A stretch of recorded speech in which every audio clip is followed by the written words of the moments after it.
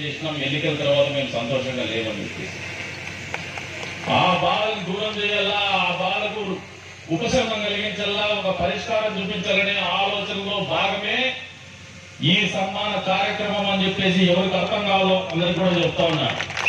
ఇది మీకు మేల్కొలుపు కావాలా, మీరు మేల్కోకపోతే మిమ్మల్ని బంగాళాఖాతంలో ముంచడానికి సిద్ధంగా ఉంటారని చెప్పేసి కూడా ఈ సందర్భంగా హెచ్చరిస్తున్నాం.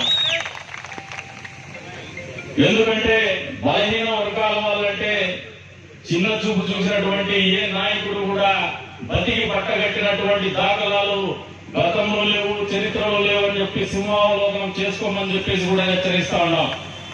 ఈ నియోజకవర్గంలో నాకు ఎదురే లేదు, నన్ను చూస్తే భయపడాలని ఆలోచన చేసినటువంటి వాళ్ళందరూ కూడా మట్టిలో కలిసిపోయినారు. మామూలుగా మట్టిలో కలిసిపోరా, మనుషులే బలవంతంగా మట్టిలో కలిపినటువంటి పరిస్థితులు గుర్తు తెచ్చుకోమని చెప్పేసి వాళ్ళని హెచ్చరిస్తాను. దీనికి మీరు అతీతులు కాదని చెప్పేసి కూడా ఆలోచన చేసుకోమంటున్నాం. ఈరోజు మీ అందరూ కూడా ఒకటి చెప్తా ఉన్నారు, మంత్రి పదవిని.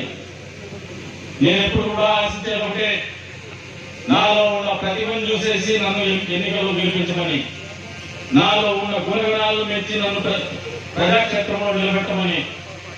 ఏ రోజు కూడా నేను 4 సార్లు నాకు పార్టీ టికెట్ ఇచ్చింది, 2 సార్లు అసెంబ్లీలో ప్రాతినిధ్యం వహించినాను. ఏ రోజు కూడా నేను పార్టీలో ఆఫీస్ మెట్లెక్కేసి టికెట్ అడిగినటువంటి పాపానం పోలేదని చెప్పేసి మీకు వాస్తవం తెలియ చెప్తాను. అంటే తెలుగుదేశం పార్టీ అనేది వెనుకబడిన కులాలని గుర్తించి ఏ రకంగా ప్రోత్సహిస్తుందో నేనే ఒక ఉదాహరణ చెప్పేసి కూడా మీకు ఈ సందర్భంగా తెలియజేస్తాను. కాబట్టి మీ అందరికీ కూడా చెప్తాను, ఒక ఏకతాటి మీకు రమ్మని చెప్పేసి కూడా కోరుతా ఉండదు.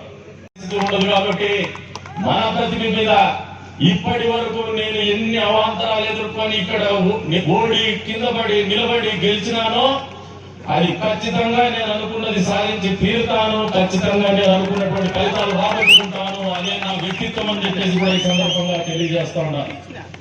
కానీ మీరు ఈరోజు చేస్తున్నటువంటి కార్యక్రమం మీకంటే ఎక్కువ ఆత్మవిశ్వాసాన్ని నాకు కలిగించిందని చెప్పడానికి కూడా మీకు సర్వదా